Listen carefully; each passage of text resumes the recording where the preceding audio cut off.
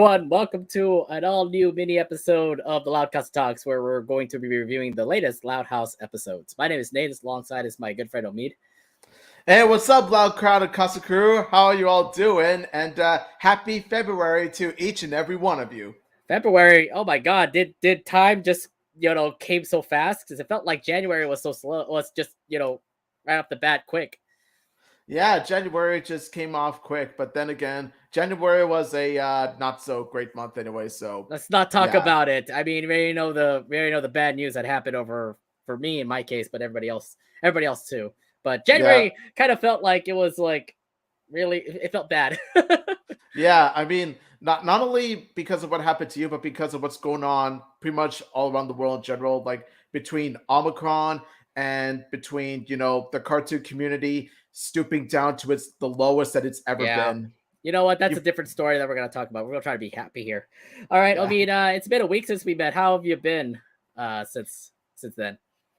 Yeah, I've been doing pretty same old, honestly. Same old job, same old life. Pretty much I've been watching football. We're gonna talk about football right now. Do you want to talk about football right now? I feel like I really shouldn't. Yeah, I'm just gonna say right now. There was one game in which I was really happy at the end, but then there was one game in which I was on your side, and I felt what you were. So my week has pretty much been I'm kind of contemplating about if I really want to keep my job or not. But the other thing too is that I also did go to Portland. If you have been seeing my Facebook profile or anything, or my Twitter, my personal Twitter, I was in Portland to move my sister up to where she's now living now. And it's been a pretty exciting experience because I've been to Portland recently in November. I'm back there just to, move my sister up there. And to say the least, she's having a fun time up there. Plus the fact that Oregon doesn't give you there's no taxes in Oregon. So seriously, literally things you buy, it's the price you'll get. You don't pay taxes. Oh, to all those who live in Oregon, I totally envy you. Although my sister does live one state over. She does live in Vancouver, which is like one state over. But either way, it's like literally Portland's literally the next door neighbor to Vancouver, so she's fine. She's fine. It was kind of heartbreaking because I'm gonna miss her, but at the same time, I could visit her anytime I go to Portland. So either way, it's pretty fine. Yeah, man, you're such a good big bro, helping your sister move, man. That's awesome of you. It was a pretty crazy weekend, but yeah, I liked it. All right, let's actually move over to our NFL update. Omid, you did say that you were happy that weekend. Please explain more. Chiefs are gone, baby. Goodbye. Let's go, baby. Okay. One thing is that I picked Bengals too. So hey, Bengals are in the Super Bowl. So hey, we were fine with that. Although in the beginning of the game, I thought that the Chiefs are gonna win it, and I'm like, ah, shit, here we go again. But then again, I'm just like, nah. Hey, goodbye, Chiefs. Yeah, so at least the Chiefs are gone. Omid's rival team is pretty much out of the picture, and obviously he's going to be very happy about that. Although to be fair, our rival team, the 49ers rival team, the Rams, they're in the Super Bowl too. That's unfortunate for us Niner fans because we were that close to making it to the big game. I'm sad. Yeah, but I'm kind of sad at this matchup because it's like Bengals, they're the team that beat us during the playoffs, so I'm pretty pissed about that. I'm pretty pissed that the team that beat us, the Raiders, during the playoffs in round one, managed to get all the way through the Super Bowl, and I'm just thinking, okay, this is not going to be a pleasant sight to see. It's going to be quite awkward. That's why I'm just like, let's go Rams. Why would you say that? Because Rams didn't kick us out of the playoffs. Why would you pick Rams? Oh, why would I? you were with the Niners last week. What made you want to go for Rams now? Because at least the Niners didn't boot us out of the playoffs the Bengals did. Look, I obviously have to pick Bengals in this game because Plus the fact that many of my close friends and family friends, including yourself, are Niner fans. So mainly it's for you guys. I would still say go Bengals because I'm really hoping that they actually can beat the Rams because Rams is a powerhouse. But Yeah, I agree. Just because the Rams beat the Niners, and of course they're our rivals. So it's like saying, for example, like Seahawks. How do you think I feel? How do you think I feel that the other Super Bowl team, the Bengals, beat the Raiders, man? Like, okay, but here's the thing, like, you know, if a rival team, like if your rival, like for you and me, like Chiefs or Broncos or Chargers actually make it to the Super Bowl, you obviously will go for the other team. It's the same thing with me here because it's yeah. Rams, Cardinals, or Seahawks. If any of those teams make it to the Super Bowl, I'm like, fuck the other team, go Bengals, go the other team. That makes sense, man. That totally makes sense, man. Yeah. All right, so we got our Super Bowl set: Bengals versus Rams. We already know we already know what you're picking, so I don't know. It's really a toss up, but I really hope Bengals win. It's going to be a great season for Joe Burrow, especially because he got off an injury last year that got him off this, that pretty much held him off of last season, and then he came back and became possible. It's going to possibly become the Super Bowl champion. So I'm like, wow, what an amazing turnaround for the Bengals team. So I'm hoping Bengals wins. But I want to explain why would you pick the Rams besides the fact that because the Bengals beat the Raiders. Well, also because of the fact that my brother placed a bet on the Rams, so it's mainly for like I want my brother to win the big money, win the Super Bowl bet. So yeah, that's another thing. So here's the fun part about it. I don't know how much your brother put down for the Rams, but if he wins, he's paying our Hell's Kitchen. I'm pretty sure. Actually, I think it's going to be like something else for dinner because like he said that Hell's Kitchen was for a Saturday, and no, it's now Sunday. It's literally going to be after the Super Bowl. So maybe we could probably get Hell's Kitchen after the Super Bowl. could be. Yeah. So if you obviously you don't know where the heck Hell's Kitchen is. Hell's Kitchen is over in Las Vegas. Me and Omid are going to be in Las Vegas. So for those who want to see us or want to see this person and all that jazz, we're going to be in Las Vegas for the whole weekend next week. So hopefully we can see you there. The beef Wellington is to die for. I've been there once. Oh, beef Wellington is just yes. All right. But yeah, like I said, go Bengals. Go Bengals. Go Rams. No. Stop it. You. I don't know if I'm a friend of yours anymore. Oh, come on. All right. Let's just stop the NFL talk. We'll talk about that next week because that's when real Super Bowl season happens. That's where the real Super Bowl week happens next week. Go NFC, by the way, this week. Yeah, going. Yeah, and Pro Bowl, which is in Las Vegas. So that's AFC, baby, AFC. All right, let's head over to our episode reviews because we're running out of time. We're absolutely talking about football right now. So let's actually start off with the first episode that aired in October. How the best was won, and the synopsis here says the gang splits up, competing for the title of middle school best friends, creating a rift between the group. So this is pretty much an episode with Lincoln Squad having a competition between who's the best of friends. We know about Lincoln and Clyde because that's pretty much all over the Loud House. You always see Lincoln and Clyde together. They're always the best of buddies. But I never expected to see Rusty and Zach actually become like the best of friends too. So it's quite surprising that they actually do have a name. Like you have to click in the cloud, then you have Zach, then you have Zusty McSpurtles, which I'm like interesting name that you put there. How'd you think this episode's plot was going to be? So I look at this, right? And I think to myself, okay, when did Zach and Rusty's friendship become as strong as Click and McCloud? We just don't really see that throughout this entire series. Like we mainly see how strong the friendship is between Lincoln and Clyde. But the friendship between Zach and Rusty, like, okay, there are some bits and pieces that do show how Zach's and Rusty's best friendship is strong too. But like that was only like I can think of two. One is Zach Attack, where Rusty has been going with Zach's plan like all the way through from beginning to end with the whole alien thing.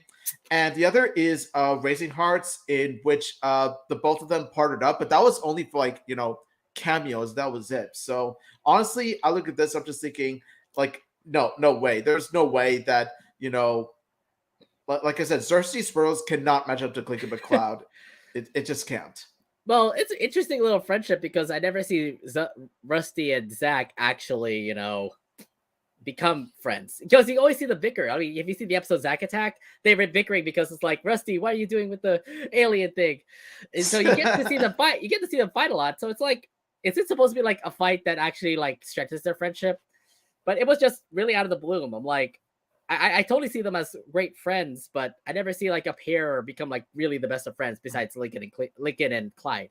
So yeah, it's an interesting little plot. How do you feel about the friendship with Zach and Rusty? Is it kind of weird, or is it kind of like out of the bloom for you? It's one of the scenes that comes out of left field, but at the same time, like you just kind of have to roll with it in order to watch this episode. Just roll with it. Yeah. All right, so let's move on ahead here because the title of Middle School Best Friends is on the line. So both of these friends would do what it takes to compete for the title. So they would go on an all-out spree to impress the entire junior high, from matching clothes to secret handshakes to advertising in their news show, and even breaking out in song, which I thought was like a really awesome song. Um, Explain your thoughts on this sequence here, where you get to see these two best friends like fight for dominance. Okay, again, Zesty Spurtles is no Clinker McCloud. Okay. Overall, though, the competition between the two, or rather four, is rather pretty interesting to see. Like you get to see Lincoln and Clyde and Zach and Rusty show their friendship in like different ways, at different talents. Of course, you got Lincoln and Clyde wearing the same outfits, twinsies, right? And then you got Zach and Rusty performing their handshake, which is kind of a weird handshake, though, especially when they do that sort Well, they of thing. did the heart. They did the heart thing, which I thought was like, okay, that's The heart thing is cute. Yes, the heart thing was. I really like the heart thing. The heart thing was a nice touch. Okay, like it really does show how Okay, I'm just gonna say this right now. Zach and Rusty are gay for each other. There's a Zach and Rusty are gay friends. Are there shippers out here? It feels Zach like we have a new Zesty couple. Spartans are a gay pairing. No one can convince me otherwise. That heart says it all. Hey! We've been always pushing on Click and McCloud too. Okay, like really pushing on Click and McCloud. Yeah, they're definitely the best of friends. Maybe gay friends, but I'm not pushing that button. I look at the heart. I'm just like gay. Yeah. I was gonna say though, they did a lot of clever stuff too. I mean, the handshake. I love the fact that like when they were trying to like outdo each other. I love the fact that like in their news show they did like a slideshow for Click of a Cloud, and then in the same news show, the Zesty Spurtles, they ended up actually like having a video. It's like, yeah, videos. You got we one up you with the videos, and I love the fact that like they did the same. Like Click of a Cloud actually got did the same thing back, where they actually like went like they had like a skywriter in the sky, pretty much like put down Click of a Cloud, best friends forever or something. It's like, yeah, skywriting, yeah, do your homework or something like that. Nonetheless, it's like I love the whole competition, but I think the best part is definitely the song. Omid, how'd you like the song they sang? Like once again, Asher Bishop really nails it with this number.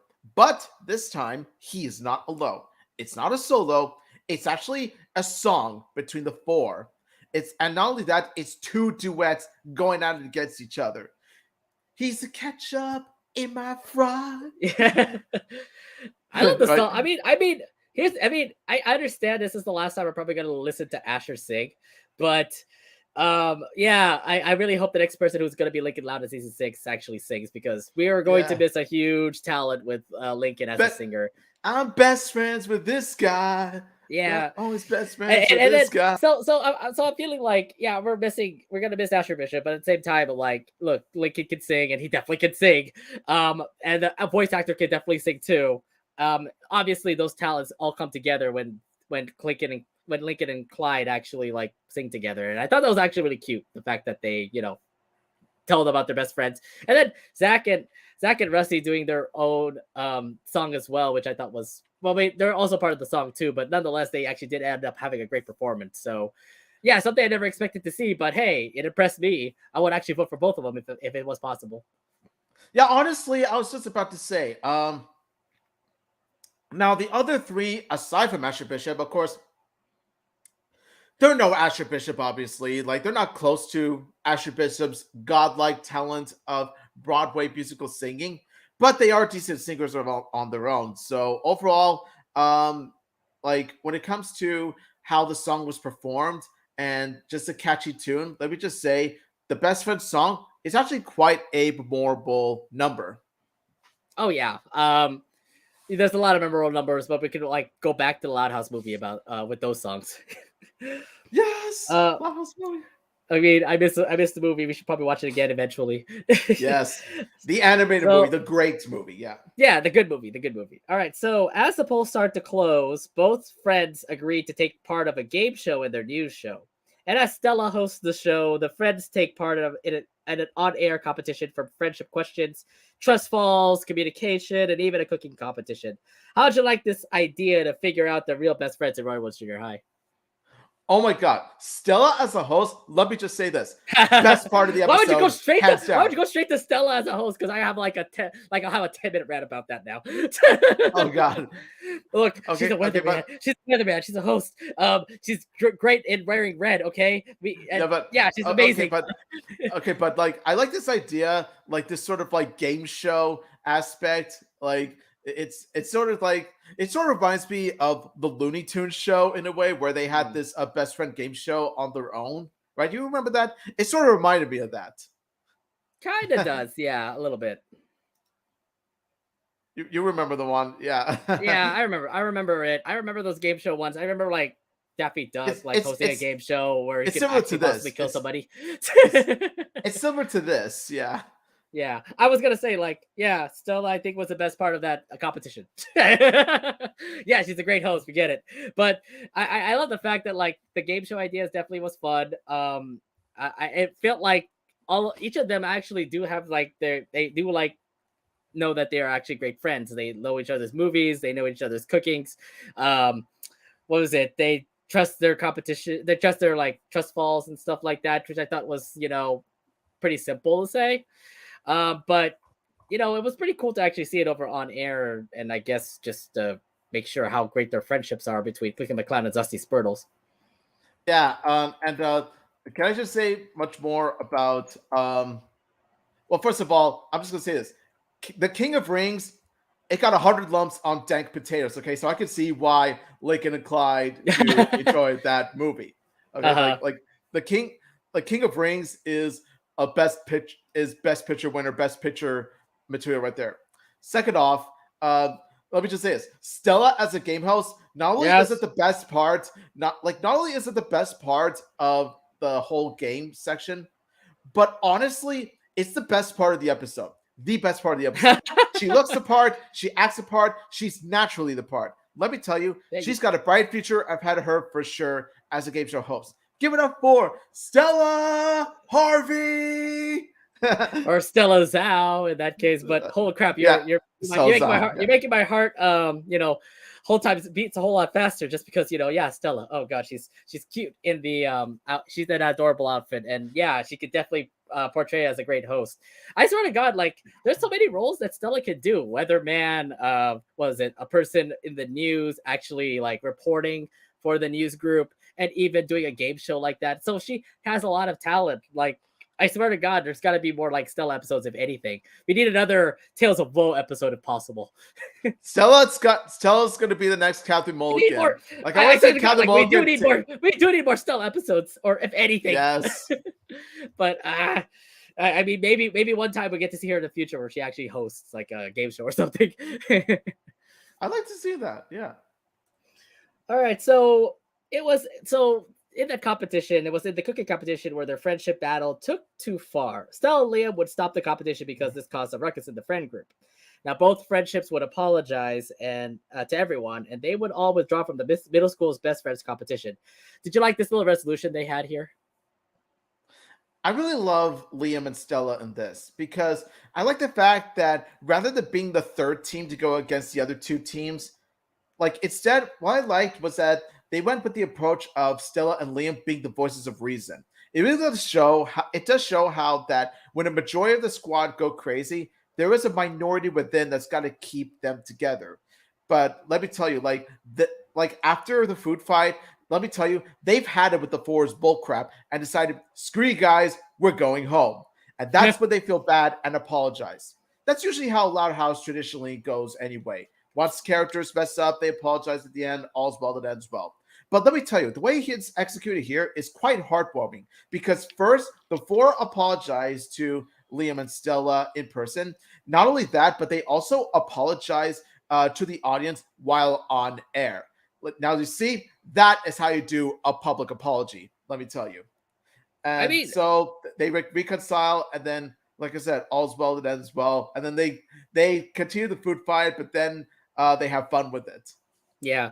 I mean, look, they did this throughout the whole entire episode. Like, it's obvious it made sense why Lincoln, Clyde, Rusty, and Zach had to apologize right in front of everybody, because it's like, man, we're just favoring for your votes. I'm very sorry. This became a huge competition, especially when they did it on air as well. So it's like, that's pretty cute for one thing, but at the same time, I felt like that resolution was kind of like, it was kind of given too, because like, yeah, I love the fact that Liam and Stella were definitely the voice of reason. We're just saying like, okay, guys, we hate you for ruining our friendship. We're out of here.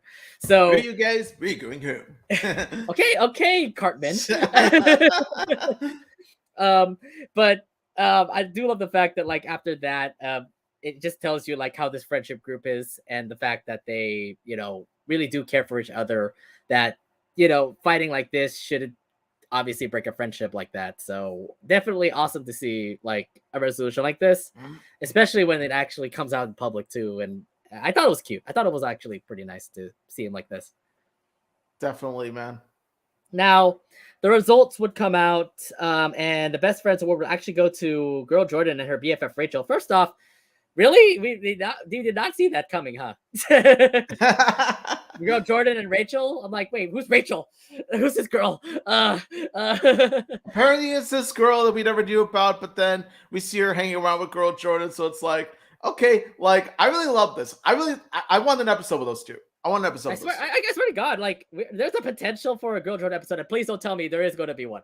But I'm saying like, yeah, there is potential for Girl Jordan. And I'm like, I think they're listening to us. I'm like, Girl Jordan definitely is an awesome secondary character. You totally blew it from Past Your Bedtime, and look at her now. She's in junior high, and she's getting a lot of focus to say, don't you think? Yeah, honestly, I do like where this is going. With Girl Jordan and her BFF Rachel. Like I said, I want a Girl Jordan episode. Focus on her. With her spending time with her BFF Rachel. Let me tell you, like that's honestly season 6. You have a golden opportunity right here. I know season 6. You have a golden opportunity. There's so many right chances. Here. If season 5 ended really well, like what happened at the end of season 5, like if it ended well, like what happened in season 5. That season 6 definitely has some full potential for actually getting better. Let's cross our fingers on that little promise there. But still, so Girl Jordan and Rachel ended up getting that BFF award, but the Group Friend award actually was awarded to the news crew. Award that was added in after their on-air apology. So how'd you like this little ending here, where they actually ended up getting an award? Okay, before I get into that, I'm just going to say this right now. I laughed so hard. I mean, so hard at the part where the principal announced the best detention getter. Because guess who gets the part? But a certain someone we know. Guess who it is?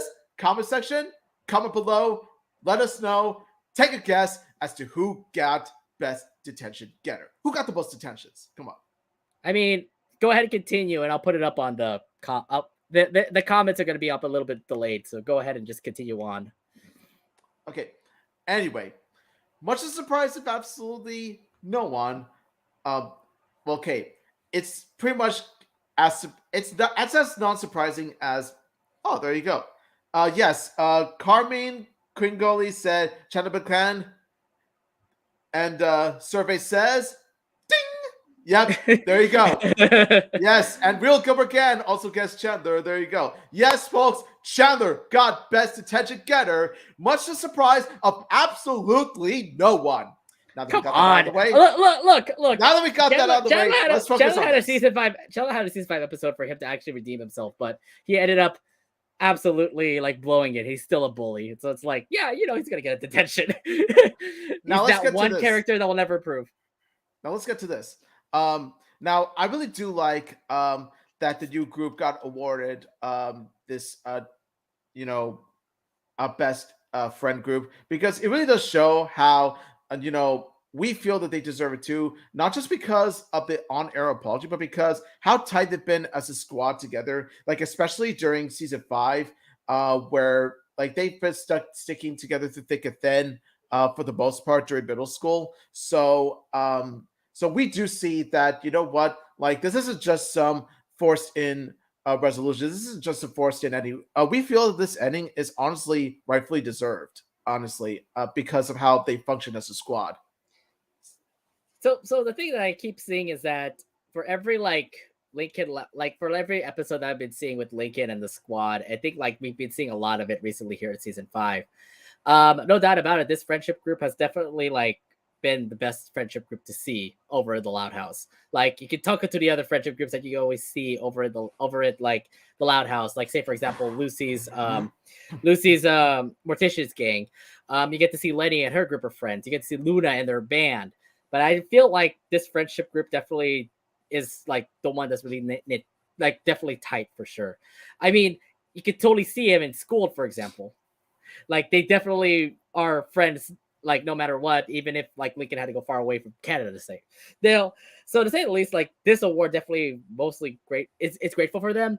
But here's the other thing that I also want to talk about. Like, okay, yeah, you know what? I think it would have been great if they actually just gave out that, friendship award, which is cool. But I don't know if they really needed that, like if they actually needed to add on that group award, because it kind of feels like a cop out too. It's like they still gotta get awarded with something, but like you could have just like, you know, Ben, you could have just like left it alone and not actually have another award for them. But I felt like they still need to get awarded, like they still need to be rewarded well in the end. And I was like, really? To me, it was like a cop out. It's like, yeah, you have to really honor Lincoln and the squad. I'm like, yeah, but we've been doing that this whole dang season. Like, do we really want to put a topping on the cake with that award? Okay, yeah, I just see why. I just why you feel so covered, but then again, like I said, it really does emphasize that award emphasizes not just like the ending and how its resolution is resolved, but honestly, like the way I look at it, it's pretty much um, it symbolizes the friendship. Mm, It shows even more that like it's not just us that recognizes that they're a tight friend squad group, but it's also their classmates. It's also the mm. principal. It's also the teacher that knows as well as we do that they are Clickable Cloud's a tight friend squad group. Yeah, most definitely. So to say the least, though, I mean, well, like I said, it was something that I never expected. I was thinking like if they actually didn't put that group award, that would have been like a good topping on the cake for the good episode, because it just tells you like with all the fighting that they've done, they don't deserve the award for best friends, but they still ended up getting awarded the fact that they still got a group award nonetheless. So it's like, okay, you still won something, which is Okay, weird. yeah, that's true. Hey, how the best was won, right? And Yeah, that's the story of what how a the title! best was won. What a That's the title for story of sure. how the best. That's the story that of how the best was won. There you go. All right. So, anything else you want to bring up in this episode before we head over to the next one? Yes. Let me just say this. I want to see. I want to see news host, game show host Stella Zhao like much more often, especially with that outfit. She looks really good. I would say so too. And like I said, there's potential for Stella to actually do a whole lot better and actually have her own episode. So let's have another episode just like, friend, just like, what was it? Tales of Woe. Maybe something like, awesome that I can actually want to see again. Tales of But this, O2. Tales of yeah, O2. no, I would expect a scary episode like that. Maybe something like, Stella actually like having a friend with a girl, for example. Maybe girl Ooh. Jordan and Stella hanging out. Hello, listen to me, guy. Listen to me, Hey, Nickelodeon. hey, it's Stella hanging out with her girlfriend, girl Jordan. I thought Jordella, baby. I, Let's get Jordella on board. Let's go.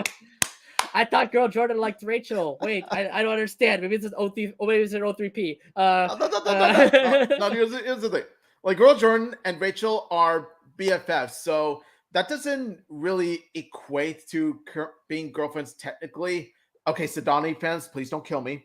So there's a chance for girl Jordan to have both a best friend and a girlfriend in like Hmm. best friend Rachel, girlfriend girl Jordan. Like Mm, I still believe in Jordella. Let's go. okay, Let's go. okay, See okay.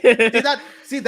See that's a girl Jordan episode with potential. Like that's another way you could do a girl Jordan episode. Is have her share an episode with Stella, because we've seen Stella and girl Jordan bond in the field trip episode as well.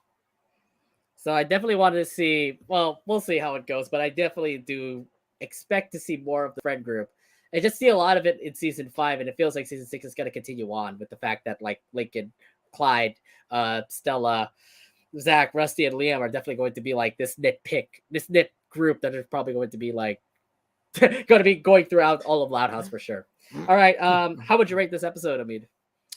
I'm going to have to rank this I'll make this a 7.5 out of 10. Like, while I do feel that, Zach and Rusty's, friendship, while I feel it's not nearly as strong as Click of a Cloud, therefore it's kind of uneven, but I don't understand how the episode makes it even.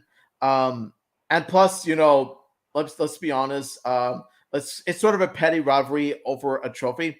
What really sells it though, like I said, is pretty much the third half between like the game show was really fun to watch. Of course, you got the food fight. You got like Stella and Liam being the voices of reason. Like honestly, we want to see more of that. Like we want to see more of, especially Stella. Stella being like the voice of reason, not just yes woman to Lincoln, because we've seen often how in the past episodes how like whenever Lincoln or whatever whoever makes a plan, the rest of the squad just goes along with it for the most part.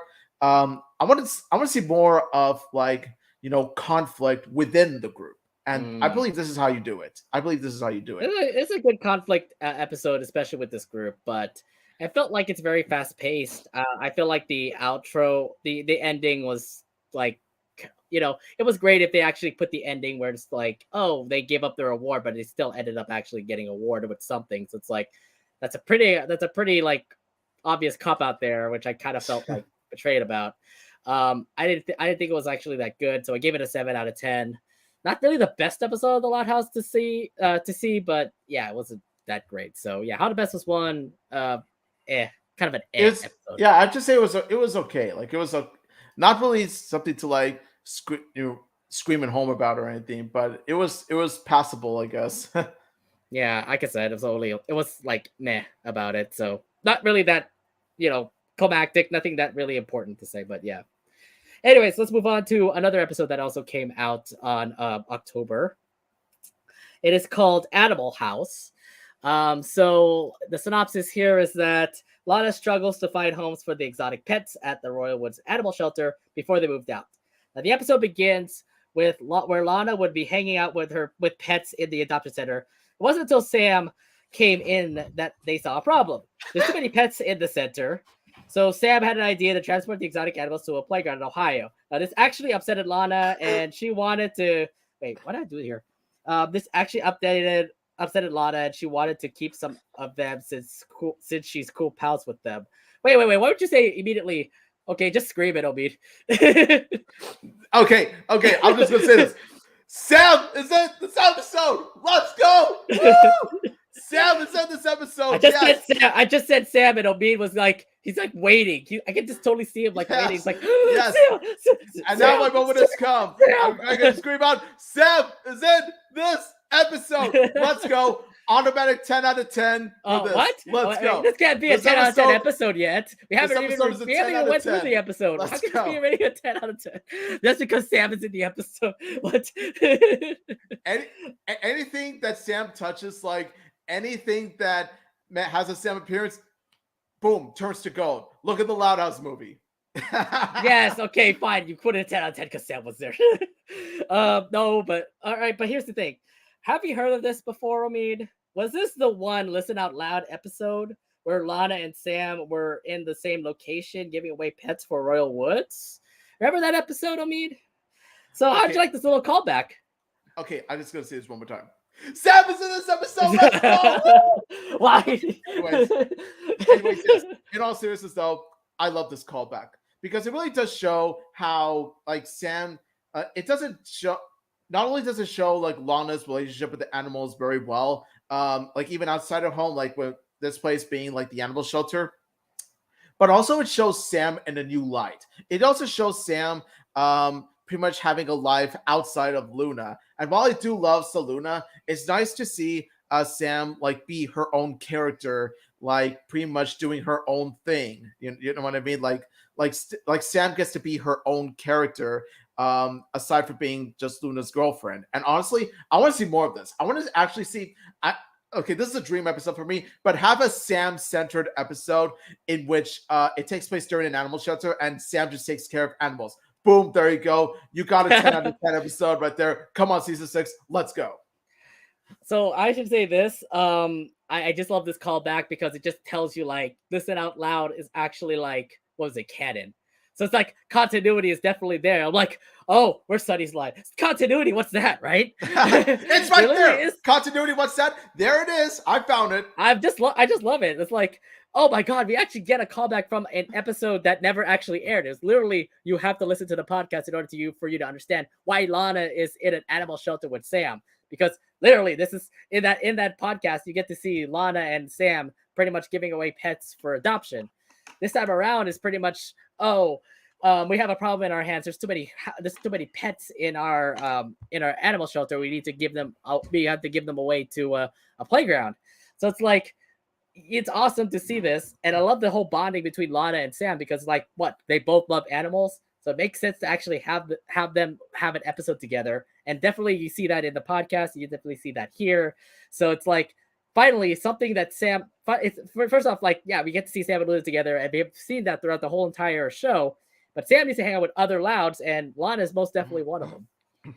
Yeah, definitely. Like I want to see Sam bond with more Louds other than Luna. Like like bond with her future brother-in-law, future sisters-in-law. Or sister-in-laws, so especially Lana. So it just tells me the importance of it just can't be all about Sam and Luna. There's at least Sam, which she could do her own thing, and it's just awesome to see that. It's like Sam loves animals. She's got to go to the animal shelters. It's like, yes, something awesome to see how Sam is like in her normal time besides just hanging out with Luna. Again, as much as I love Saluna, and I mean, I 100% adore Saluna with all my heart. It's nice to see Sam sort of do her own thing, be her own character, aside from being Luna's girlfriend, like I said. So it's just it just tells you like Sam has a lot of character besides the fact that she's Luna's girlfriend. Let's move on. Because with Lana not liking Sam's plan to move the animals out to Ohio, she would try other ways to get those pets closer to her. She would ask her parents to stay in their house, but they already had a lot of pets. Lana would also also get some of the neighbors to also help them take care of pets, like Mr. Grouse, Liam, and the McBrides. So the plan would work out because they actually did stay in their house, but she would suffer a lot trying to deal with the pets' problems and their business. Explain your thoughts in the sequence here where Lana had to take care of the pets, even if they're in different houses. Okay, first off, one thing I don't like about Lana's plan is, well, of course, it goes against Sam's plan, and you guys know it, I know it. Sam is always right, dang it. Sam is always right. Now, I do see why Lana is respecting God. I do see why Lana is doing this. She wants to be close to her pets distance-wise. And I can understand, though, especially since, I have, a few close friends. Well, one lives, a couple hours, 3 hours from me, and the other is about to move to another state. Oh, no. So I can understand. So I could definitely feel for Lana right there. So I can see why she does want to do this. She wants closure. So what she does is that she tries to pretty much have the animals stay at other people's houses. Like, for example, you got Will the penguin staying at Mr. Grouse's. Skipper, I'm in a grumpy old man's home. And then you got the llama who's staying at Liam's farm. Carl Weezer would be jealous.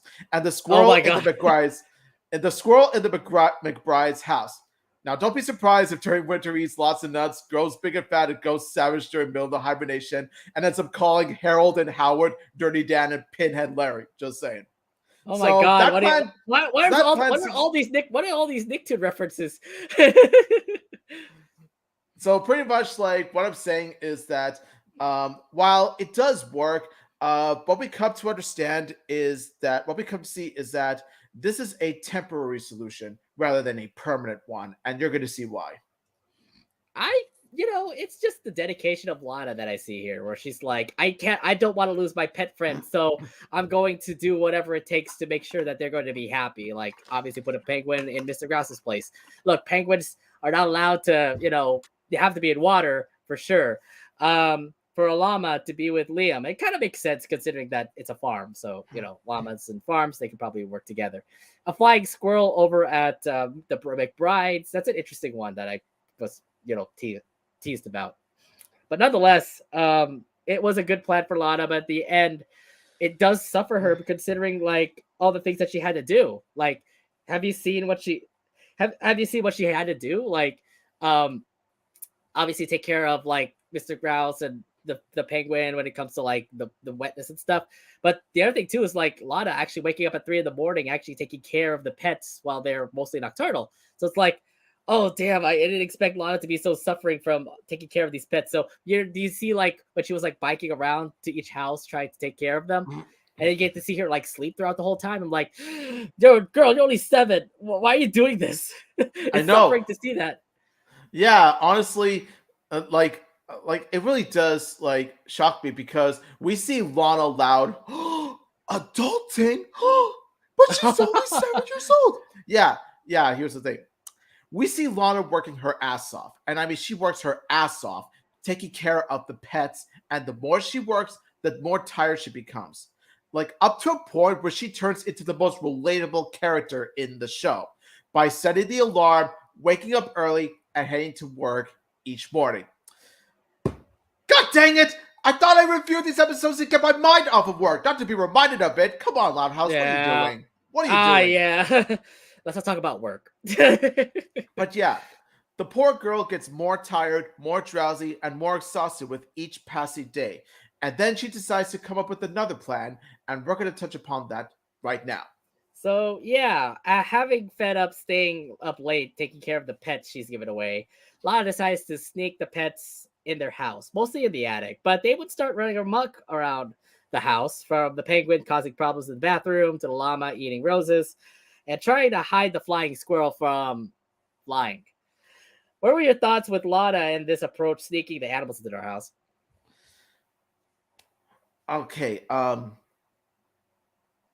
so pretty much like I can see why she's trying to hide the animals in the attic, but at the same time though, when you look at the animals, you can see how miserable they become. Look at that, like they're really like gaining fat, like they're gaining weight by eating cheese puffs. The freaking llama eating cheese puff. That just tells you how miserable they are. It's just and then the penguin just trying to get water. It just tells you like the attic is terrible. Yeah, and it just tells you like Lana is like, hey Lana, put some sense into what you're doing. You're pretty much leaving them up in the attic that is not even their like natural habitat.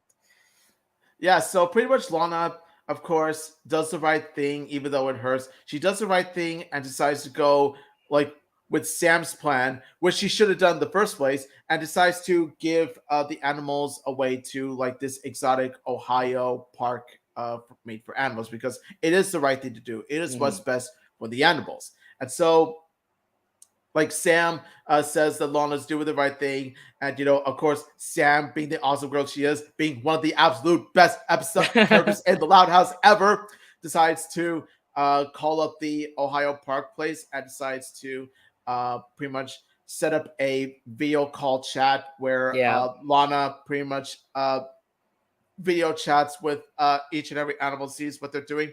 Now, aside from the fact that that video call is reminding me of a certain time we are living in right now, the video call, I want to say, was real nice. Oh, and the cherry on top, Lola at the end, where she was like, "Is that my passion sash?" And then like that part was pretty awesome. I love Lola. She's always hilarious. I feel like for the video, that ends the episode.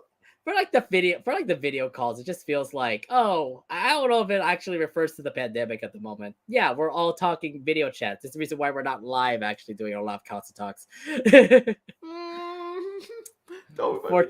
Unfortunately, yeah, we can't be live anymore because of this whole damn thing.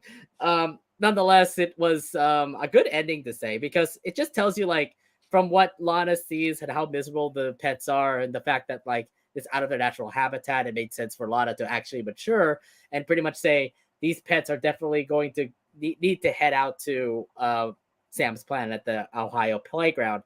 So she goes with it, and I love the fact that like Sam, who actually had a great idea, pretty much told him like you can video chat with them, in Ohio, because yeah, it is what Lana says gajillion miles away.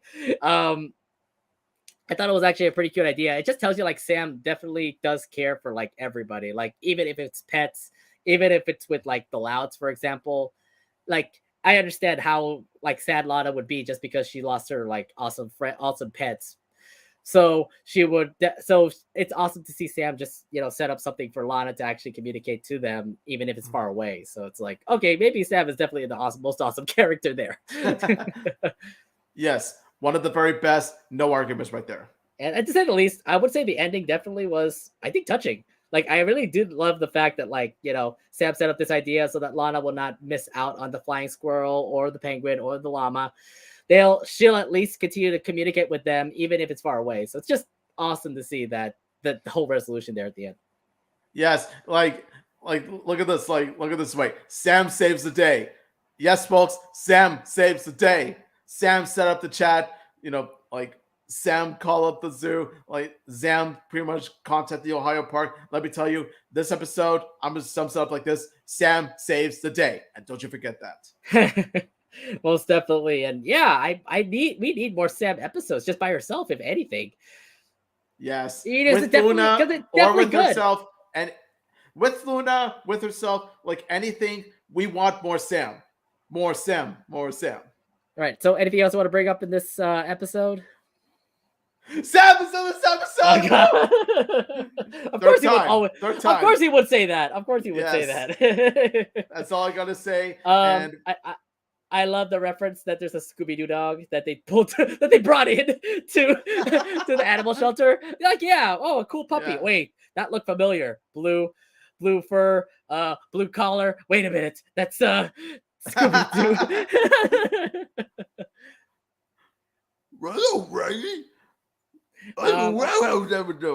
Right. But yeah, like I said, really awesome episode. I mean, how would you rate this episode? 10 out of 10 because Sam. Wow. Wait, really? Okay, in all seriousness though, I was 9 out of 10. I was just really thinking it serious just because Sam was there. 10 out of 10. In all seriousness though, I'm giving this a 9 out of 10. Like, it's another episode with Lana and her pets, and of course, Lana's one of my favorite Loud House characters, and Sam is also another one of my favorite Loud House characters. So let me tell you, when you put the two together, and when you put Lana's real chemistry with the three pets together, let me tell you, it makes for one hell of an episode in Animal House. Like, it's really something you could go wild with, if you know what I mean. No pun intended. But like, I really love Lana here. I really like the animals. Like, each of them were, distinct from one another. I really love Sam. Like, Sam played a really important role in this.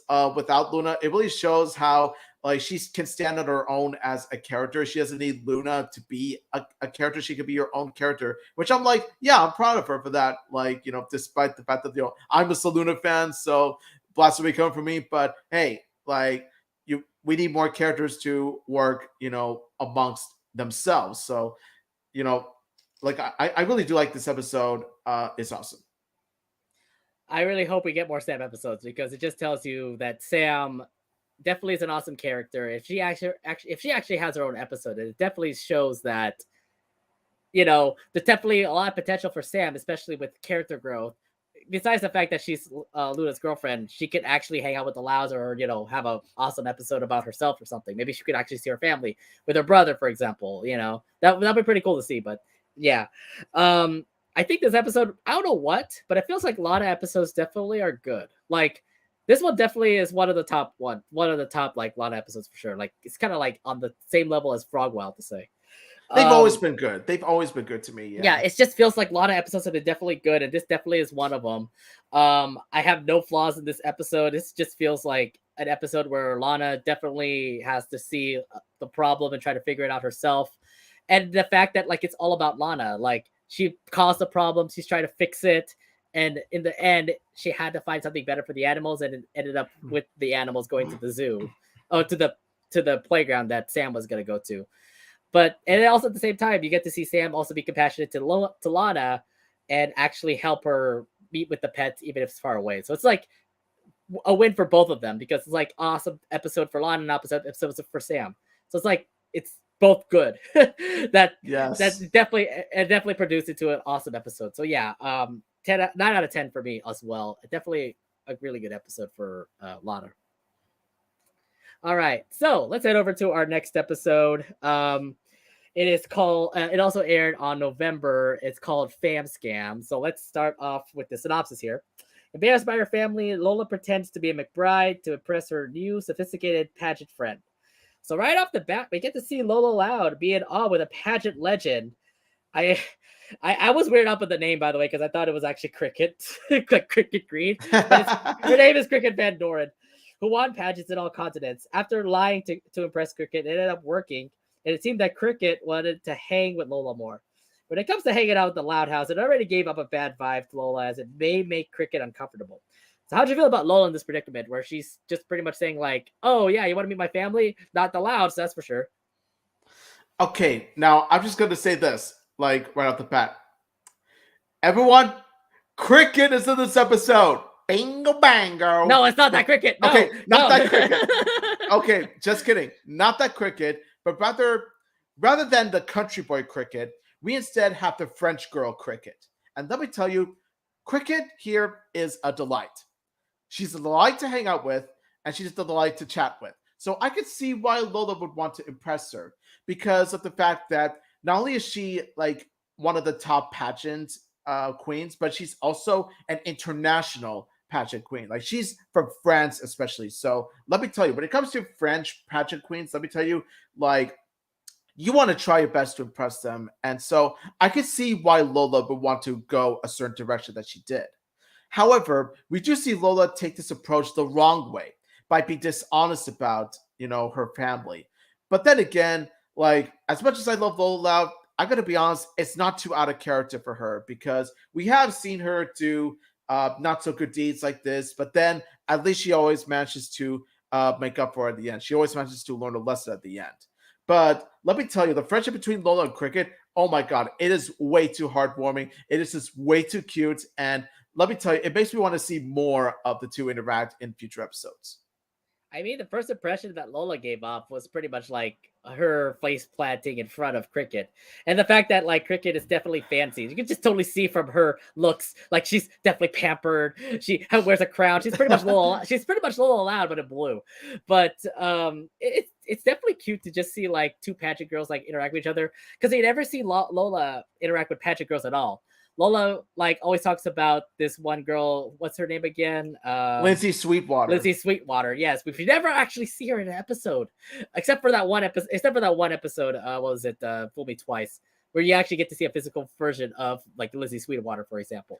Yeah, that's the thing. Like they don't interact with each other because they're rivals. So in a way, they hate each other. Like yeah, like here. Let's be honest here. Like Lindsay Sweetwater. Like let me tell you. Like she even helped out the Loud siblings take Lola down in Tyler's Tale. So let me tell you, that tells you that she has a grudge against Lola. Yeah, I know that she's definitely having a grudge on her. Nonetheless, I mean, like you don't get to see Lola have like any sort of like interaction with anybody in the pageant. Maybe in Gown and Out, but they're not even friends. They're just mostly like rivals. Like, oh yeah, they just met up with other pageant girls, but you never meet up with like Cricket, who definitely could be an awesome best friend to Lola. So definitely awesome potential. I mean, like the fact that we actually have an episode where Lola tries to become friends with another girl is awesome. I mean, we had that before with was it community service, where you get to see Melly Ramos try to be friends with Lola, and then this time around get more friends with Lola with Cricket, who's actually a pageant girl. So it's actually like an interesting little concept that we're seeing here, where we get to see Lola get more friends in a way, which is beautiful. Let me tell you, like it's sort of ironic how Millie is all shy and desperate for friends, like next to Lola. Mm-hmm. It's pretty ironic because like compared to like right next to Cricket, like compared to Cricket, like Lola comes off as the Millie in the friendship between Lola and Cricket because like Lola, like she can act a bit shy towards Cricket. She doesn't want to say the wrong thing. Like she's trying to be careful around a Cricket. So honestly, it's pretty ironic when like I said before, Lola right next to Cricket is the Millie, like in this particular situation. It feels like it that way, but then at the same time, like Lola lying. Here's the other thing about Lola lying. And I'm like, this is the same old like 7-year-old brat that can get a little bit temperamental or something like that. So this is not a surprise that she ends up lying just to impress like an awesome girl like Cricket, for example. Yeah, like I So said, it's not too out of character, and that's what makes the episode work. Because in order for an episode to work like this, you got to have a character that has a natural tendency to do this, if you know what I mean. exactly, yeah. So it just tells you like Lola is still the same old 7-year-old girl that would love to lie just to impress somebody. So there you go. So after Lola saw Clyde's cooking at a fancy meal for practice, it gave her an idea to have Cricket at Clyde's place instead of actually going to the Loud House and become a McBride. For the time being, Lola would replace a couple of trophies for her pageant ones, and even she even inserted herself in the family pictures, like what you saw here in the title. Um, Explain your thoughts on this sequence here, where Lola tries to become a McBride. Again, I do see why Lola would do this, given the fact that she wants to impress a international pageant queen Cricket. And let's just say this: her family, as much as we love them, okay, we love the Louds, okay. Why do you think we watch the Loud House? Let's be honest, they are not exactly the most sophisticated bunch of people out there. Although dishonest, it does show Lola's insecurities and how she cares about what an important pageant queen thinks of her. Because, like I said, this is an international pageant queen, and especially for France. So you can see why Lola would pretty much, show her insecure side there. Because more often than not, mostly throughout the series, we see Lola pretty much be this show-offy, overly confident, boastful pageant queen that we've seen in most of the series. But there are times where we've seen her timid, we've seen her insecure, we've seen her even scared of what other people would think of her. Let's take, for example, Gown and Out, where she was scared that she would lose because the other pageant models are like way too good. So it shows Lola's more vulnerable side. It's the same thing with Fam Scam, where we've seen that insecure, vulnerable, and even scared side come out of Lola once again, where she has to impress a French pageant queen to pretty much become friends with her. And she's worried that because she's too sophisticated, she might look down on Lola just because of the fact that she comes from a wild middle-class family. But let me tell you this, like, going to the McBrides and how Clyde interacts with Lola and Cricket. Oh my god, I love the conversation between Cricket and Clyde. It's just so cute. The way Cricket compliments Clyde's crepes and he informs her that it was Nana Gale's recipe that he picked up from France. I was just like, Loud House movie reference, let's go. Yes, you got an automatic +1 for that. Loud House movie reference. I was gonna say, like, for a Loud House movie reference, they should have when Cricket said that you actually went around the world. I mean, to Lola should have said something like, "Yeah, we went to Scotland." There's your Loud House movie reference there, if they actually put that there. But no, you missed an opportunity. I'll take what I can get. Yeah, I mean, I guess I could go with that, but still, like, you have missed opportunity where you actually could have said Lola would have. We actually visited Scotland recently. Yes, that Loud House movie. Yes, and my brother was crowned the Duke of Scotland for a while. Although that would be extra if they actually put that there. Well, now let's go back. Now let's go back to Lola's plan. Okay, I understand why Lola would actually want to obviously want to go to a sophisticated place instead of the Loud House, because you always know the Louds are crazy. The sophisticated place like the McBrides makes sense for Lola to actually impress Cricket. So she ended up actually having this ruse where she actually like lives in the McBride's house.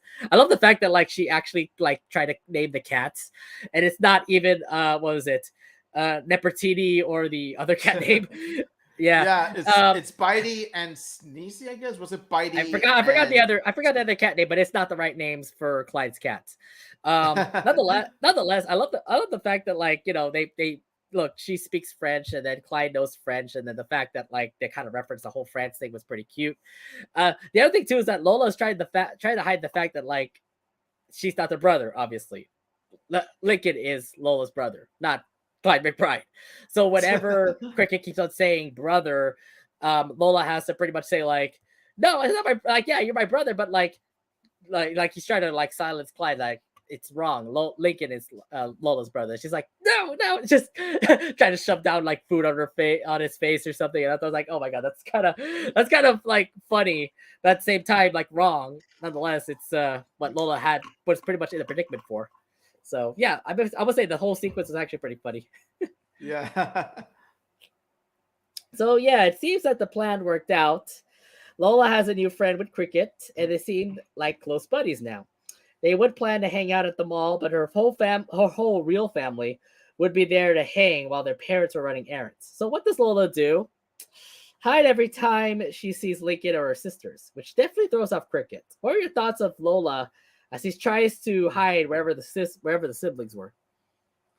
Like I like I said before, I understand Lola's motivation, but just the fact that she tries to hide from her family feels just a bit dirty to me because this is a show focused on like the Loud family. So like whenever I see, well, even for Lola, trying so hard to pretty much hide from her family, pretend they don't exist, let me tell you, it just feels a bit dirty. But like I said, it's not too out of character that Lola does this. So honestly, Lola's sort of a perfect candidate for this kind of plot. And also, there's the fact that there's like these, funny, scenes here and there. Like, of Mhm. course, you got like, Lenny showing Cricket around. Of course, you got that. You got that cute scene with Luna. Look at this. Luna is holding hands with Lily as she's drinking her smoothie or drinking whatever. Just seeing Luna and Lily walk together. Oh my god, so precious, so adorable. Mhm. I just love it. And also you got Luann and Mr. Coconut together, and then Lola signs the pizza. And That was actually pretty cute. We get it. Lola's a celebrity in Royal Woods, okay? yeah, I'm just like, hey Lola, you owe Mr. Coconut's a slice of pizza, okay? I'm just saying.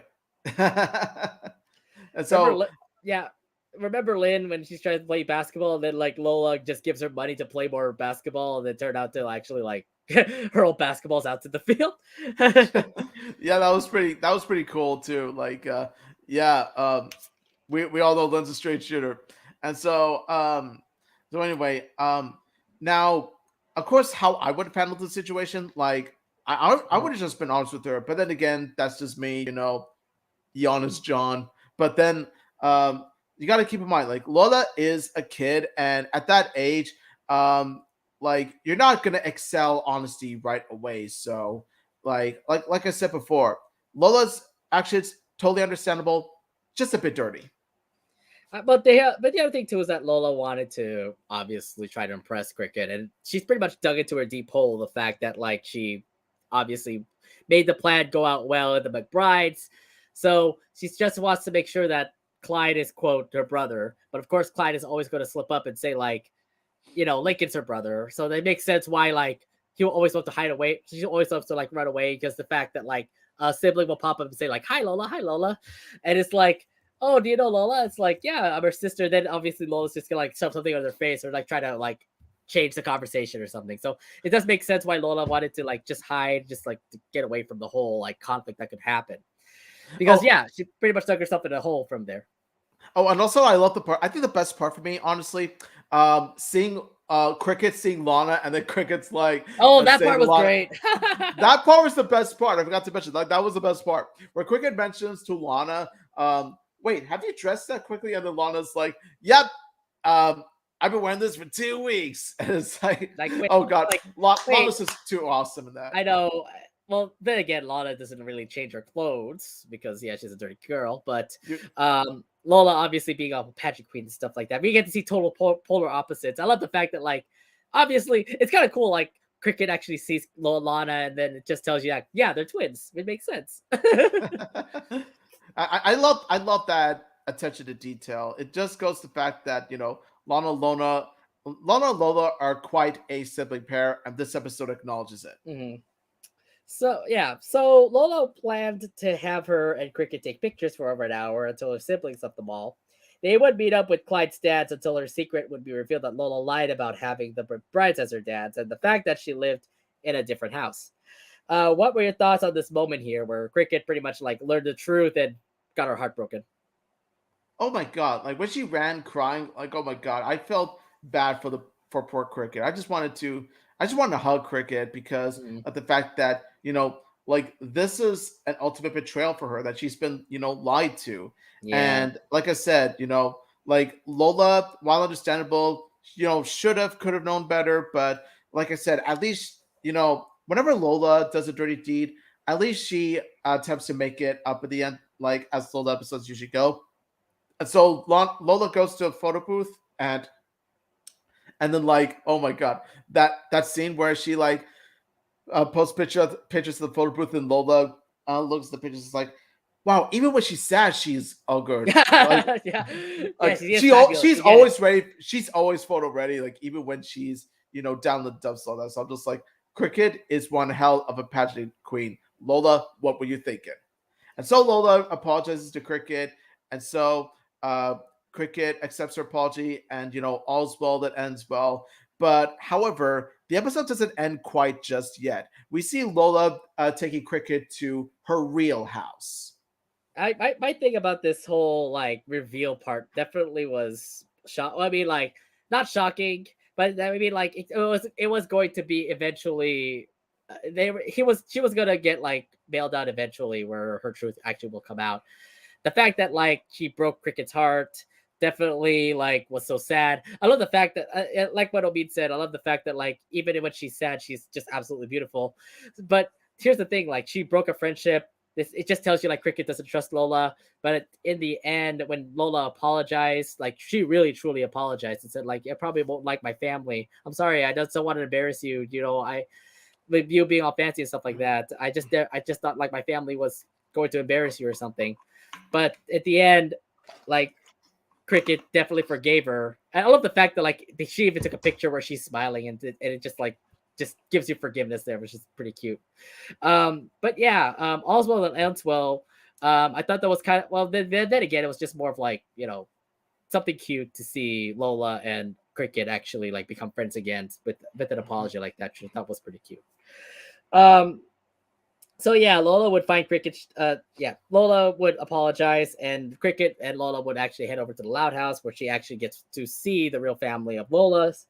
Um, it's where Cricket would admit that she would love to let loose instead of being prim and pretty the whole time. How'd you like this whole ending to this episode?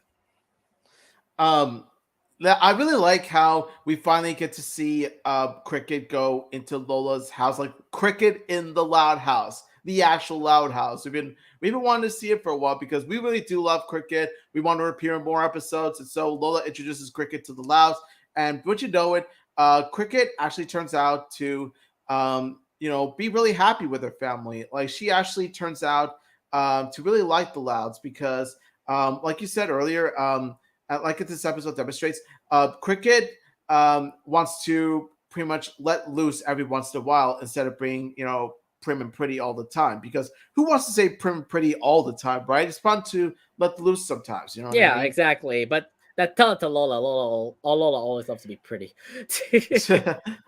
It's like, hey, Lola. There are times where Lola has, there are Kind a of few great. bits here there where she's let loose like every once in a while, but Yeah, not nearly as much as the other yeah, Louds. that's Let me true. just say that. Still, nonetheless, like it makes sense for Cricket to tell. I mean, like it makes sense for Cricket considering that she has like a whole pageant life where she's just absolutely beautiful. I mean, the thing now is that hey, I can take off like my pageantry once in a while. Why don't I like hang out with a family that's actually normal, not like all sophisticated and all?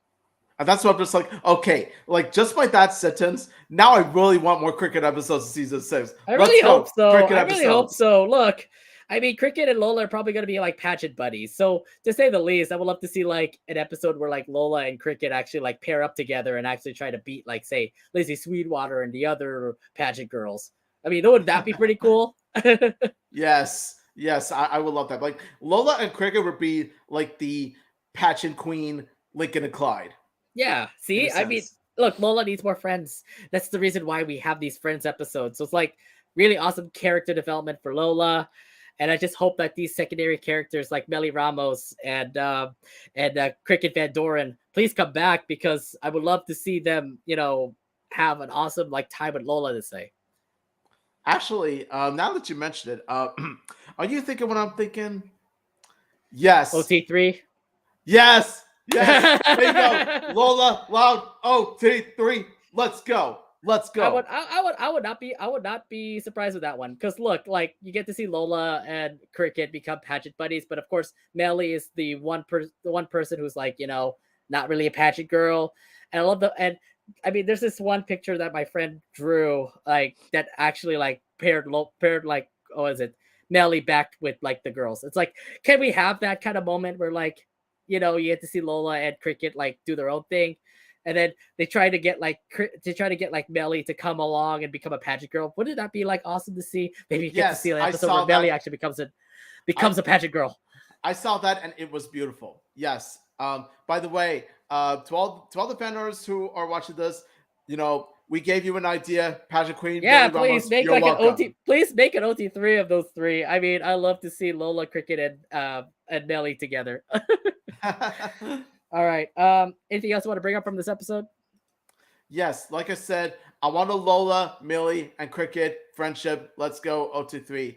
And just the fact that, like I said, we get to see more. This is another home runner for Lola in terms of Lola episodes. Like there hasn't been a single bad Lola episode. Every single one of them just land. And it's the fact that like with a character like Lola, there's so much you could do with her personality, where she does like a dirty deed or she becomes or she does a bratty thing, but then it turns out like she genuinely grows and learns from it at the end. So it's like, and each and every single episode like feels fresh. It feels like they go in their own directions with it. So like this is why I really love Lola episodes. This one is no exception. I'm gonna give this an 8 out of 10. While a bit dirty, it's completely understandable why Lola wants to press Cricket. Cricket is really awesome. She's really friendly to Lola and all that stuff. She's also she's also a really good representation for the French. Like she's not just a French stereotype. Like she's just like a really lovely French girl with a lovely personality. And of course, the friendship between Lola and Cricket is really sweet. More of that, please. Just a good episode all around. This episode is just as beautiful as the pageant queens themselves. My deal is that I really hope to get to see more Lola episodes where she actually has friends, and definitely this one definitely hits because we never get to see Lola actually have a friendship with somebody like Cricket, for example, or Melly Ramos back in Community to Service. So when I saw an episode like this come up, I'm like, something in her alley, something that she loves to be with, like a person who loves pageants, a person who loves to be beautiful, a person who definitely has that sophisticated look that Lola really loves to portray as well. So it makes sense why Lola started to do lie and all this, just because she wants to get her attention to become a friend, to become a great friend of hers. And of course, like it does make sense why Lola's like lies turns out to become like such a tragedy, especially during that one part where she pretty much confessed and said like, I'm sorry. I think the whole apology definitely does take the cake, and I thought was like absolutely beautiful. And the fact that like Cricket is definitely a person that would be cool to just be cool with anything, even if it's like a dirty family, she would still be down to hang out with the Louds. So to say the least, like Cricket is a person who's definitely a Lola's type. Really hope that Lola and Cricket actually have more episodes, and bring in Melly, please, because I miss Melly.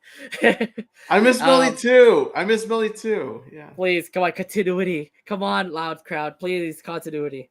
But I give this an 9 out of 10. Definitely an awesome episode. One of the top Lola episodes for sure. So yeah, 9 out of 10. Like a little bit of skew there, but like definitely one of the top. Definitely. All right, let's head over to our last episode that we're going to be reviewing today. It also came out in November. It's called Farm to Unstable. Let's go ahead and get to the synopsis here. After realizing farm work is much harder than it looks, Lincoln and the gang look for shortcuts. So the episode starts off with Liam being very busy at school, not on schoolwork, but on farm work. With his family out of commission, Liam is the only one working to make ends meet as their biggest farm sale is coming up.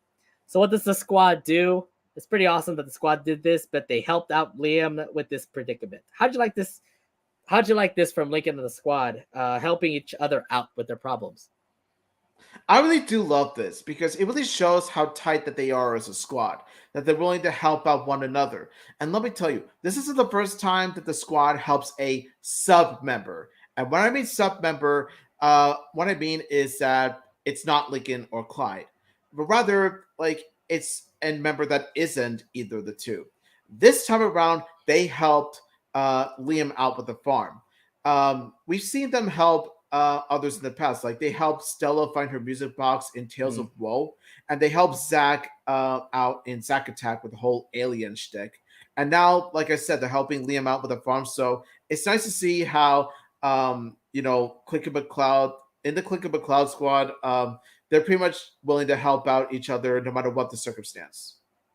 This reminds me, like, when is Rusty going to have his due? Oh wait, that's a future episode. And yeah, that's the thing. I didn't mention that episode because it's kind of a spoiler. Yeah, it is. It is. That's why I was like, oh wait a minute, Rusty did have an episode. Ooh, wait a minute. Nonetheless, I mean, like this. I mean, like if we look back at that one episode, how the best was won, it makes sense why they become the best friend group. They become the best group of friends because they actually do help each other out. It just tells you like how awesome these friends are. Like Liam is in a predicament, so all of them have to help him out just to make ends meet, to make sure that everyone's all equal to say. And it's just awesome that Lincoln's the one who actually like takes lead and says like, "We're here to help you, Liam." It just tells you that it's his squad and that everybody's also in agreement too. It just tells you like, with when one of our members is down, we'll help each other out to pick each other up. And when Lincoln you know, says we'll help you out, the squad also says we'll help you out. yeah, That's just the and way it just goes. it just tells you how awesome Lincoln and the squad is. Like Lincoln, Clyde, Rusty, Zach, Liam, and Stella. It's just awesome. Um, so how excited to see another Liam episode after Cowpie Kid? Like ever since Cowpie Kid, I really do love Liam as I like Liam as a character regardless, but especially after Cowpie Kid and how really awesome he was in that episode, how much of a team player he was. It's really exciting to see another Liam episode because, of course, he's this friendly farm dude that you just want to put on your team. You just want to put on your squad. Like he's just a real go-getter, real friendly guy all around. So, like, it's pretty much why I'm excited for another Liam episode because he's just really he's really down to earth and really fun to watch. I feel like they really have been doing great when it comes to like secondary characters in their episodes. I think they're learning something from the Casa Grandes. Like all the secondary characters need to have their own episodes, and you get to see Liam in his predicament have his situation that he has to get fixed. And you definitely, I mean, like Cowpie King is definitely one episode where we get to see Liam like become an awesome baseball player. This is just more of his nature where he tries to try to get help from his field of farming. And it's just awesome to see like the friends just continue to support each other and all that jazz. But yeah, Liam in his natural habitat, he loves to farm, and it just tells you like how awesome Liam is with the fact that like his friends are always there to help him out too. Yeah, man. Who wouldn't want to help him? Who wouldn't want to help him? Exactly. He's a good boy, guys. So each of the squad would have tasks to do. Lincoln would milk their cow, which didn't work out. Literally have Bucketkin after that. Rusty would watch Liam's Mima, where she would not be happy with Rusty making her grits and other things. Clyde would get eggs to where he would meet up Clyde would try to get eggs to where he would meet the demise of the chickens. Stella would work on getting wool for Liam's sheep, but they weren't friendly with her. And Zach would work on vegetables, but he would lose out to pesky gophers. Overall, the squad didn't do well. How did you like the sequence of events as they tried to do farm work for Liam? First off, I'm just going to say this. Liam's Mima is the farm woman version of Gordon Ramsay. No, it's not that level. I mean, like, yeah, she's getting there. She's getting there. Like she's going she's a pesky, young woman who's just pretty much trying to make sure the farm stays safe and all. But having kids around is, obviously going to make it worse. Yeah. Hey, speaking of Hell's Kitchen, right? Coincidence, we were talking about Hell's Kitchen at the beginning of this episode. Now I'm bringing this up here. Yes, Liam's Mima is making Rusty's work, make it as if like Rusty was a contestant in Hell's Kitchen, and it's just kind of fun to watch. It's kind of funny. Second, now this proves to be much easier said than done, as we see their friends struggle with their farm work. let me tell you this. Like from what we've seen, oh my god, the farm work is just hard labor, and I mean really hard labor. It really does give me even more respect to Liam, knowing that he has to pretty much work hard, like doing all this farm work and labor, like pretty much juggling his farm work between his farm work and his school work. Let me tell you, Liam is a real hardworking boy. It just tells you like how much he has to do, especially with the family pretty much gone.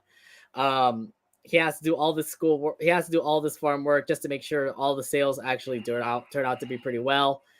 Um, and the fact that like these guys who don't know farm work at all just pretty much are struggling. I mean, like Lincoln tried to make sure a cow actually he can actually milk a cow, and it didn't work out because the bucket actually went back to him.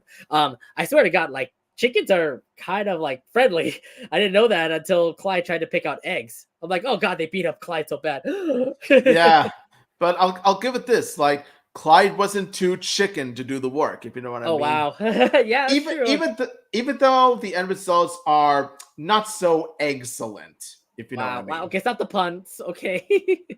I feel bad for Stella because she had to be chased around by sheep because he doesn't want their wool. She didn't want their wool to be taken away. It's like, oh, Stella, it's like running away. And I love like how Rusty's trying to hide the fact that like the was it the farm work was just going awry. So he's like, oh, that screaming was not Clyde. Let's head over to see how Stella's doing. Instead of being chased by sheep, I'm like, no, that's something else. Let's go see Zach, and then you get to see Zach get punched by like a gopher for fruit. And it's like, oh, okay, so this is all not going well. Yeah, let and, me and, tell and, you. and to be fair, like everybody in the squad kind of made sense. Like this is all hard work. So, Exactly. it makes sense because like they're not farmers. This is not They're not Liam's. farmers. Like it's not their environment. This is Liam's environment. Like they're totally new to this. Yeah, they're totally new to this, and you totally see that in this episode. It's like, yeah, Stella can't shave sheep. Rusty cannot really take care of a grandma, even if he claims that he loves like grandmas love him. But it just doesn't turn out to be that way. um, and then yeah, everybody else just started to like not really work out. So yeah, they were all suffering, and it definitely showed that from that one sequence there. So yeah, knowing how hard it is to do the task, the squad decided to take the easy road and just buy the items they needed instead. But with the supermarket closed, they had to go to the one place that they had to go to, Flips. And if you already know by now, that's already bad news. Explain your thoughts on why they had to go there. I thought we would never expect to see Flip until now. We were having a fun run until Flip started to come into this episode. God, of all the characters, why does it have to be? Okay, now anyway, now pretty much they go to Flips, right? And so what ends up happening is that, well, much to the surprise of absolutely no one, they pretty much get rotten milk, they get rotten fruits, and they get like pretty much rotten they get all sorts Rutabagas. they got rotten rutabagas. And would you know it, Flip charges the rutabagas extra. Flip is such a delightful character, am I right? Like everyone loves Flip, am I right? Anyway, so pretty much what happens there is that as we've seen like considering the fact that it's from Flip, it doesn't turn out to go so well, and we're going to touch upon that right now. I'm just gonna say this though. Why Flips? You could just go to another supermarket like in another town over. Oh yeah, Royalwood supermarket is closed. You could have at least like gone to another supermarket, maybe like go a couple miles to the Mercado, for example, and get some food there. I would rather have gone like a couple of hours to a legit supermarket than go straight to Flips. Okay, come on, let me tell you, it is worth the hour. It's worth the time. I think the fact is that they wanted to put Flip somewhere in this episode, so they ended up having him be the one focus that the kids had to go to in order for them to actually make ends meet with Liam and all that jazz. And plus, you all know for a fact that Flip sells rotten, like the guy sells expired milk for freak's sake, like for loud's sake. Like the guy sells rotten expired milk. Okay, I mean, so that's yeah, already a bad exactly. sign. That already tells you it's not going to go well. And So everything else looked bad yeah, too. I mean, like you want to get wool from a chair, you want to get rutabagas that are absolutely rotten, like I know you eggs want that to are take absolutely spoiled. I know Uh you want to take the easy way out, but let me tell you, like that's going way too far. Like it's going like way too easy. I feel like it definitely feels that way. But then again, it's like I get it, they're desperate, but why flips? You could have just done something else. Maybe like go to your own houses and and get eggs and milk and wool or something. But uh Exactly. What's the harm of doing that? Why don't you just go to it their said they house paid anyway? extra to get flip stuff, and I'm like, It's why flip again? Why? We thought we had a good run, but flip is still there. yeah. So after slapping on the honeycut stickers on the items that were bought from flips, they were able to get the stuff that Liam needed for their farm sale. Now the sale would turn out to work pretty well until everyone started to get sick and wanted their money back. Liam would soon realize that the stuff sold was made by Flip, not their farm. So Lincoln and the squad would apologize about it, but it didn't help. It did actually help make a resolution. It definitely depressed Liam and her Mima and his Mima. What were your thoughts on this moment here? Like I said before, like I knew, like considering the fact that, like I said, it's for Fred.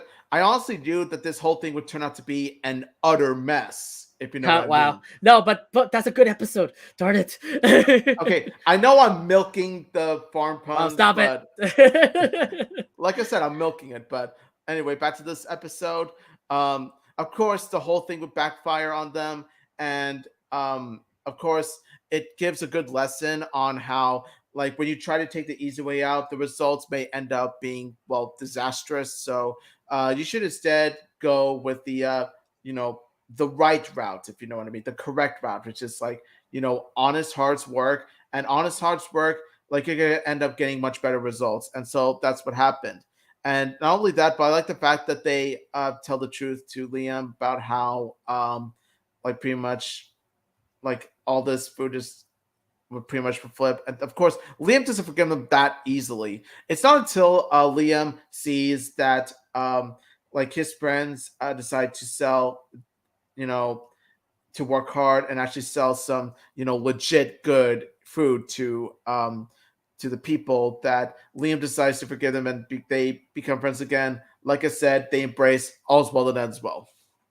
I think this definitely was like something shocking because, like, you know, you apologize for one thing, but at the same time, you pretty much like kind of ruined the farm because the sale was going to be the moneymaker. And since the sales turned out to be really bad, it made sense why like everybody from the Honeycuts were pretty much like all sad. Like you get to see Mima angry, you get to see Liam like heartbroken because he trusts his friends, but they definitely took the easy road and absolutely like you know, took it wrong. And obviously, he was very depressed about that. I love the fact that the resolution, though, where they, go back to their word and and do their farm work. And I love the fact that like they actually do it with their own shortcut. Like you get to see Lincoln give a gift of hay to the cow to make actual milk.